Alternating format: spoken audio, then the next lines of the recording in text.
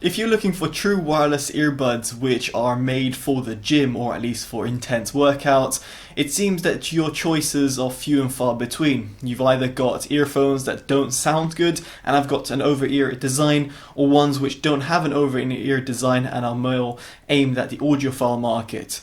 Well, step forward the Shure Aonic 215 True Wireless. Now these true wireless earbuds do exactly what I've just said. They're essentially made by an audiophile company, which is from Shure, and they've got an over-the-ear design. So in this review, we're going to be seeing if these earphones are worth it, because they come in at £165 or around $200 if you're in the US. If you're interested in purchasing them, links will be down in the description below, and also down there you'll find some alternative suggestions that you might want to consider. Now before jumping into this review, if you do want to keep up with the latest reviews from my channel, do hit that subscribe button and that bell notification button, and furthermore you can keep up with my shenanigans on social media as well. I'm on Instagram and on Twitter, among the other platforms of course. And another shameless plug is if you're interested in all electric or hybrid news or reviews, do check out Totally EV. Your support would be equally appreciated, where essentially I'm doing a car review pretty much every single week. So to kick things off, let's talk about what you get in the box. Well, you've got a Type-C to Type-A cable, and you've got a set of small, medium and large foam and silicone tips, and we'll get on to fitting in just a bit. You've also got an ear tip or wax cleaner if you so need it.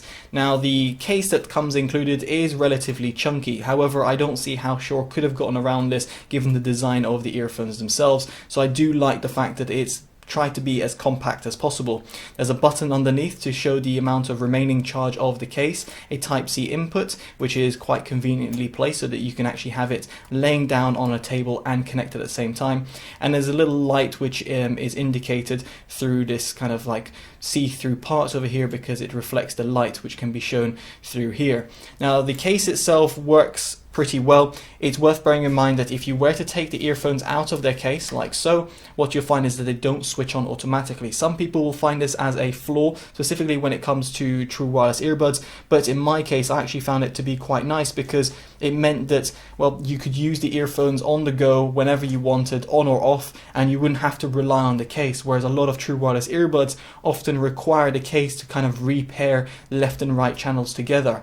Now on that subject, the earphones have got a master and slave driver. The master driver is the right side and the slave driver is the left one. So in other words, you can use the right one independently from the left one. However, if you were to take the left one out, you can't use that independently with the right one not being connected to your phone. So hopefully you understand that. If you've got any questions, pop them down in the comment section below. Now on that note, the earphones themselves have got an 8-hour battery life, so without the case, and with the case included this goes up to 32 hours, which is plentiful for a lot of people, specifically on the go. So 8 hours on a single charge each time is perfectly fine. It'll take around 1 to 2 hours to charge to full, as in the case from empty to full, so it's worth bearing that all in mind as well. Now moving on to the earphone design, this is going to be a little bit of a user case by case basis. By this I mean I've got large sized ears and I'm a male, and in this respect the kind of rear segment which sits behind my ear is not too big and not too uncomfortable. Little point over here is that if you do wear glasses, or let's say sunglasses if you're out and about, then you will find that this kind of design means that it's not actually comfortable for any sort of frame sitting there by your ears. So just a little FYI there. Now if you are a female, however, and you've got medium-sized ears or even small-sized ears, what you'll find is this kind of rear earlobe type of design sticks out like a sore thumb. Let alone that, it just won't feel as comfortable as normal true wireless earbuds. I tested it with my fiance and that's what her comments were. Also in terms of the looks, it's not really for everyone. While the looks of the earphones, there's absolutely nothing wrong. It looks like any in-ear monitor, at least a universal fitting in-ear monitor. This kind of design over here might feel that it looks more like a hearing aid device. That was the first comment I had when I asked a few family and friends about it. In my case, I have absolutely no issues with that. I've actually been asked a few times when I'm using my custom in-ear monitors if I'm wearing hearing aids, but no, I don't really care about it. But some people might care about the fact that these might be kind of associated with a hearing aid product rather than actual, well, just normal true wireless earbuds. But of course that's very much subjective, and for people's opinion, I don't know how much you care about it. I personally don't, but some people might. Now in terms of this kind of design, this kind of rear earlobe design, it's got a right and left indicator, which is really nice because you can quickly associate which one's right and left. And furthermore, they have a button. Now the button itself is soft enough to press. It's not a touch button, which is nice to see, and it does interact with your music. The only issue here is that you can't skip or previous. Now this might come in a future firmware update, but this is one thing that I found that was kind of fundamental in terms of using these earphones. You can't skip or go forward in terms of your music. Instead you have to rely on going back to your smartphone, which kind of defeats the point of having true wireless earbuds, because they're supposed to kind of eliminate the fact that you have to resort to your phone or have a wire between your earphones and your phone. So hopefully Shure will address this, and we'll talk about this a little bit in the app section. Now elsewhere, it's worth bearing in mind that these earphones have got an MMCX connector, which means that you can detach them and also integrate them with other in-ear monitors that have an MMCX connector, from Shure's earphones to other earphones out there. In fact, if you look on Shure's website, and it'll be down in the description below, you can actually find this adapter, or shall I say this kind of true wireless adapter to MMCX connector, as an available option for you to purchase with any sort of earphones. If you compare it with the SE215 Aonic true wireless, you'll actually find that the price difference is minimal, to the point where you might even think that Shure are actually throwing in the SE215 as a kind of like a freebie with their true wireless adapter. So just kind of food for thought there. Now in terms of the earphones themselves, they've got an in-ear monitor design. It's no surprise, it's the SE215s, and very much like the normal SE215s, the wired, or let's say the Bluetooth with the cable that dangles around your neck, the neckband variant. The earphones themselves look fantastic. They come in different colors and different shell colors, that is, and they've got a clear indication of right and left, the number, the SE215, and the kind of Shure logo as well. They also have got decent passive noise isolation. Now while these earphones don't have any active noise cancellation, or this dongle doesn't offer any of ANC capabilities, the passive noise isolation, specifically with foam tips as well, is a great addition, and therefore Shure claims that you're going to reduce up to 30 odd decibels. I can't really claim on and verify that claim, but what I will say is that it does do a good job in terms of passive noise isolation, specifically in comparison to the other true wireless earbuds in the market. Now moving on, we've got connectivity. Now the earphones connect over the SBC, AAC and aptX codecs. I had no issues in terms of lip sync delays or video lag between my Samsung Galaxy S10 Plus and Android device using the aptX codec with the Shure SE215 Aonic true wireless.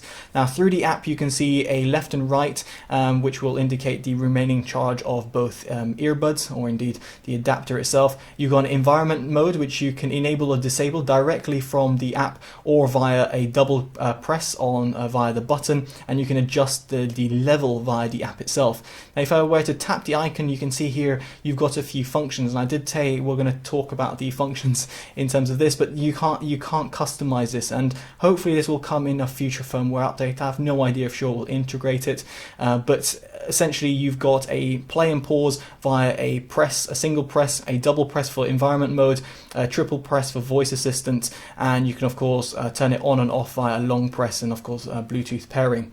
Now going back, you've also got in terms of the settings, so you can see over here you can enable or disable the prompts, the voice prompts, and going from there you've also got the low battery notification, which you can customize, and you can check if they're connected or not, and indeed check for firmware updates. You can see over here the version that I'm on, and you can see the serial number and the codec that's being used, as you can see the aptX codec.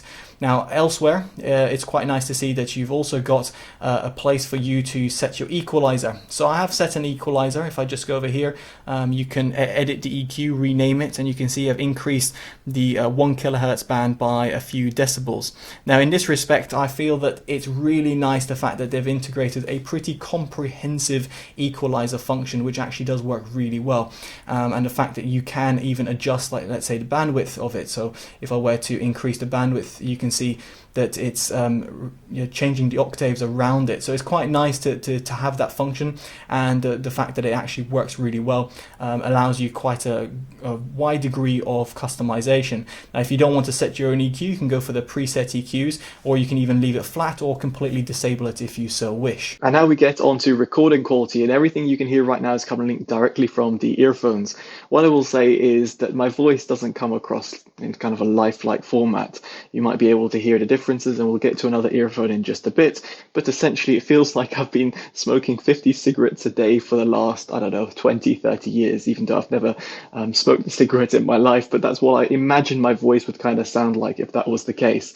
Nevertheless, it's nice to see that Shure are prioritizing the mid-range over, let's say, the bass tones, and therefore it comes across as more forward-sounding recording quality. But I was expecting a little bit more from Shure in this domain, specifically because they've got a long sort of standing history when it comes to producing microphones or producing in-ear monitors for artists. By comparison here, the Jabra Elite 75T, which are one of my favorite true wireless earbuds for a variety of different reasons, and specifically when it comes to the recording quality, I feel that they give a good sort of reproduction of my voice in terms of a lifelike format, even though they don't prioritize the vocals or the mid-range, should I say, as much as the Shure earphones. On the whole, I think the overall experience that you get from these earphones is superior than the Shure Aonic 215s. Now with that out of the way, let's get on to the sound quality.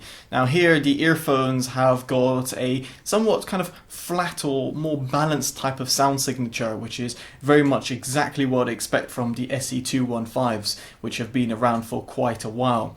Now here the sound quality is going to be a bit different from your other consumer grade earphones, because these are more aimed at kind of like the in-ear monitor market. At least that's how they've been designed, and that's how the sound signature will come across, so it might sound a little bit lifeless.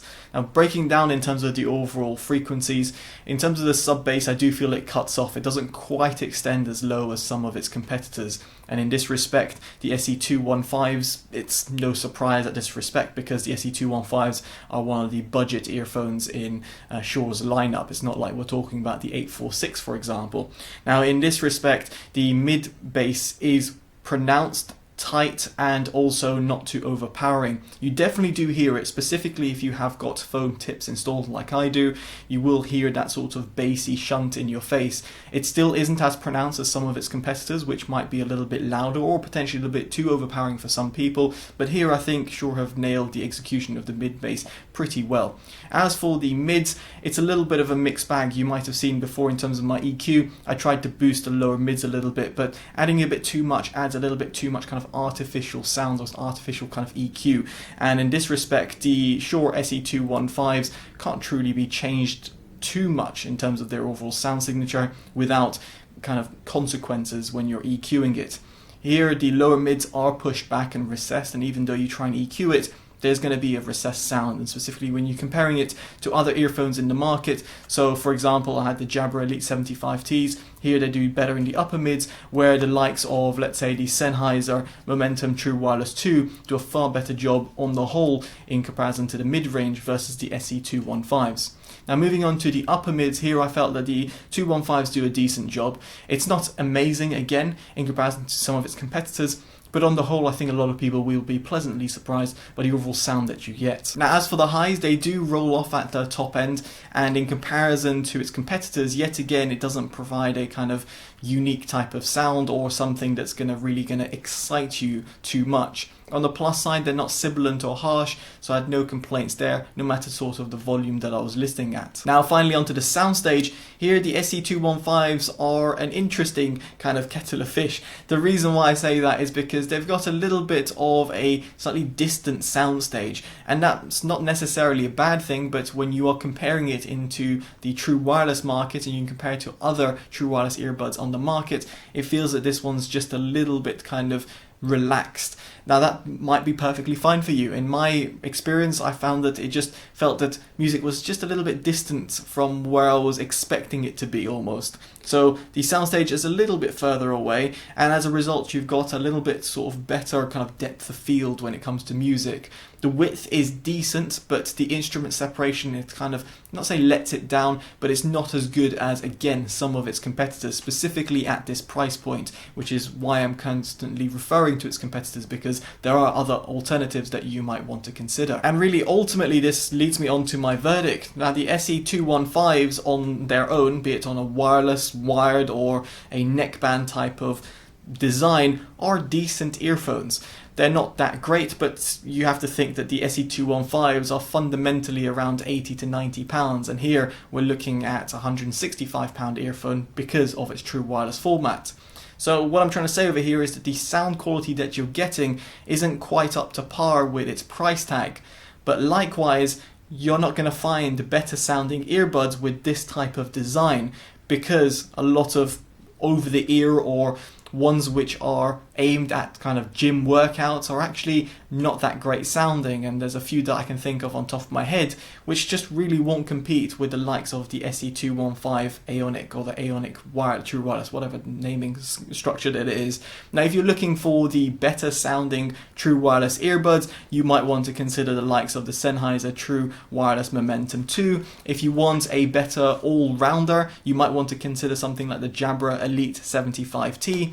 If you want something that's really stylish and actually can be used for workouts to a certain degree, you might want to consider the Libratone Track Air Plus. And if you want a kind of wide sound signature and a Soundstage and don't want to break the bank, but don't want something that's really ergonomic, or you don't care about over-ear design, you might want to even consider something like the Creative Outlier Air, which are about 50 odd pounds or 50 odd dollars, so it's a lot cheaper. But if you want something that combines all of these into one and does a okay job at every single domain but doesn't really excel in all of them, then the SE215s should be the ones that you should be considering. These are not the earphones that I would buy, because I'm not into intense gym workouts, but you might be, and if you are, do let me know in the comments below, and if it's something that you would consider purely because of its design over any of its competitors. So hopefully you've enjoyed this unbiased, unpaid review. If you have, give it a like, subscribe to see more, and of course favourite and share, as it always helps the channel grow. Alright, I've been Totally Dubbed, take care of yourselves, and goodbye.